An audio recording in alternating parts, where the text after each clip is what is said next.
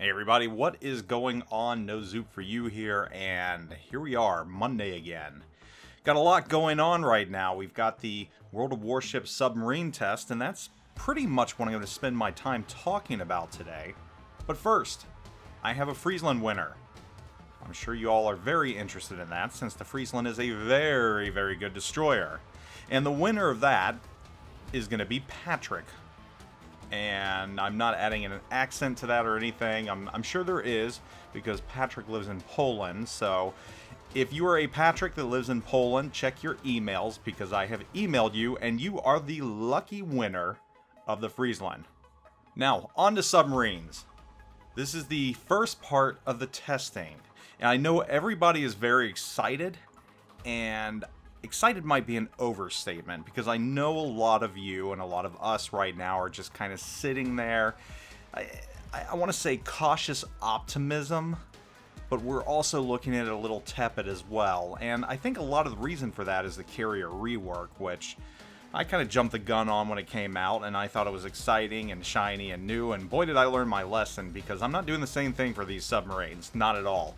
I'm actually going to wait quite a while to make a snap judgment on them and say whether or not they have either saved World of Warships or sunk World of Warships or anything else. So I am merely going to test and spectate and offer my opinions. So hopefully right now you all got a code so that you can test these submarines if you want to. If you haven't received that code, I'll tell you what you can expect. First and foremost, don't expect to go in there and be able to jump into a submarine right away and play. I learned that the hard way myself. You have to score 8,000 base XP first. While that might seem like an easy feat, at tier 6 it's not quite that easy. And oh, by the way, you can only do this in a battleship or a cruiser or an aircraft carrier. So you can't jump in a destroyer, something that you probably want to jump in, because guess what? Everyone wants to test out the Anti-Submarine Warfare. You want to test out those depth charges. But you can't jump into that, a destroyer, and score really high and do really good in it, because we all know destroyers are pretty good in co-op, and you're playing against a bunch of bots that you're probably going to be able to sink the battleships with and rack up that XP. Well, guess what? Unfortunately, that XP is not going to do anything for you. So you're stuck in a bunch of slow battleships and fragile cruisers and aircraft carriers trying to get that 8,000 free XP so you can actually unlock those first submarines. So that's what you get to look forward to. And actually, you don't unlock the submarines, you unlock a submarine crate. And you get that crate in port, and then you open that, and then you're able to use the submarines. Do I agree with this method? Not entirely. I haven't even been able to play the submarines yet. I haven't got that 8,000 free XP, because another thing that I'm kind of annoyed with that Wargaming has done, they're only opening up the testing during what they're considering prime time, which just happens to be on East Coast time between the hours of early in the morning to like 4 p.m. And what's going on the East Coast in America during that time frame? Yeah, people are working. I'm not home till 4 o'clock. So when this testing started, I couldn't even log in to play. I tried doing that when I got home, and I kept getting an error, and I'm like, what's going on here? Why can't I play? And then I realized, oh, it's past 4 p.m. Eastern. I'm not going to be able to play. So the first time I was able to jump on and play, when I found out about having to get that 8,000 free XP, was on Sunday. Yeah, I had just gotten back from running errands with the wife, going out, buying groceries for the week, you know, normal stuff that you do on a Sunday other than playing video games, normal adulting stuff. So finally around 2:30, I had an hour-long break to jump on and try and test out submarines, only I wasn't able to test out submarines.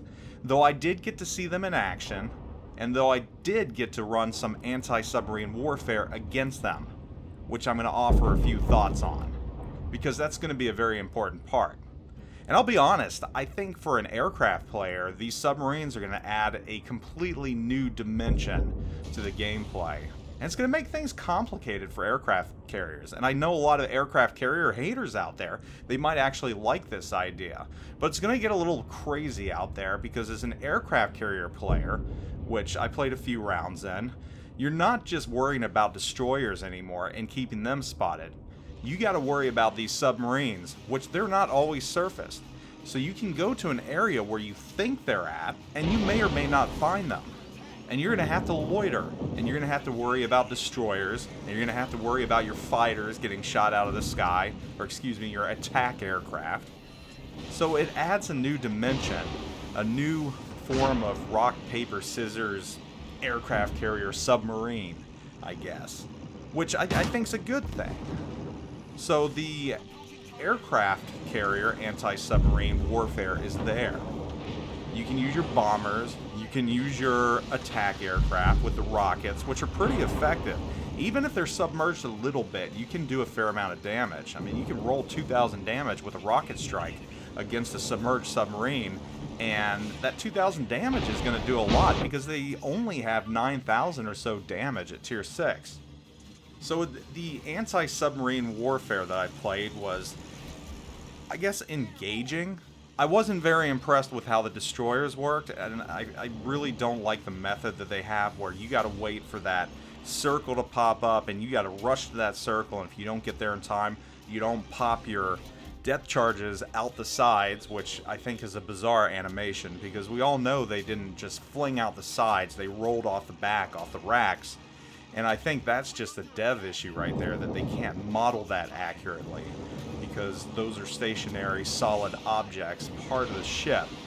So that's why we get those little popping depth charges going out the side. But yeah, I think there's potential for submarines from what I saw. And the people I've talked to, the community contributors I've talked to, I won't say it's been a mixed bag, but a lot of them think that there's potential there if it's done right. I think anything that extends the life of the game is a good thing. So, am I for subs or against subs? I can't really say I am for or against. I'm for the extension of the life of the game. And if submarines do it, and if they bring in new players, then all power to it. I mean, that's an awesome thing, to keep the game alive even longer. I'd love to see this game go beyond a decade. And obviously, submarines are part of that plan. I will say it's a little weird watching them fly really fast on the surface of the water, but, you know, this isn't a simulator, and you gotta make some exceptions in order to make the gameplay engaging. I don't necessarily agree with the homing torpedoes, and just plain aircraft carriers and flying over the battles. I saw a lot of submarines doing a lot of damage with just 2 torpedoes to battleships, which is somewhat frightening. I don't know if I agree with that. Part of me would almost like to see a wide spread of torpedoes.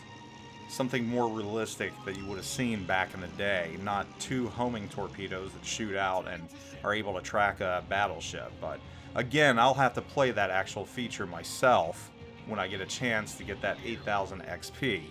God knows when that's going to be, because I'm back in the office again.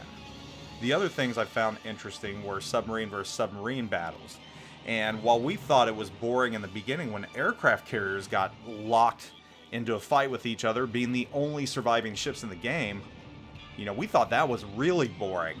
Well, just wait until you only have submarines left in the game. That becomes even more boring. And it becomes a ram fest because these submarines try and ram each other. And I saw a fair amount of submarines ramming each other. That's the other interesting thing, and I don't know if I like that either. It doesn't seem like submarines have really good ways to take care of other submarines. So it's going to be interesting to see how that evolves.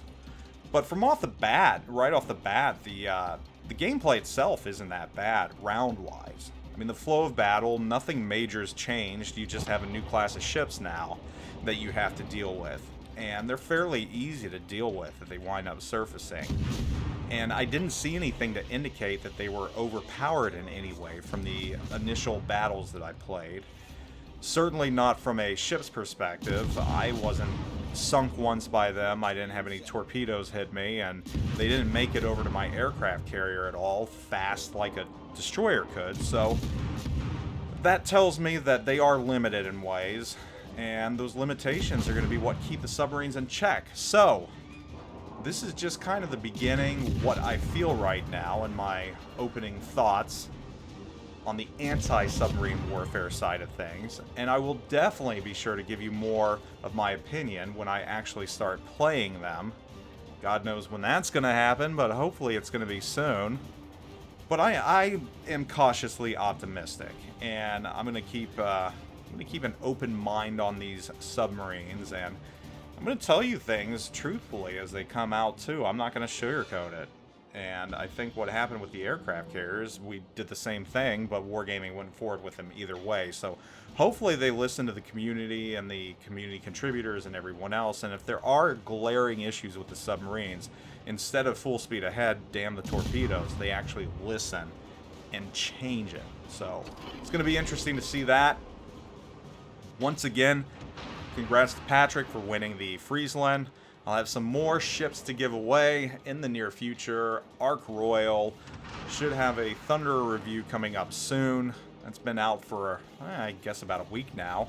It's amazing all these ships we have being thrown at us, these premiums, but, you know, that's a good thing too. So, you know, guys, thanks for watching. I hope you all are doing phenomenal. Hope you have a great week. Hope you got those invites to play submarines. Let me know what you think of them at first, or at least playing against them, the anti-submarine warfare side. Interested to know what your thoughts are, your experience. And I will catch you all later. Zoop out.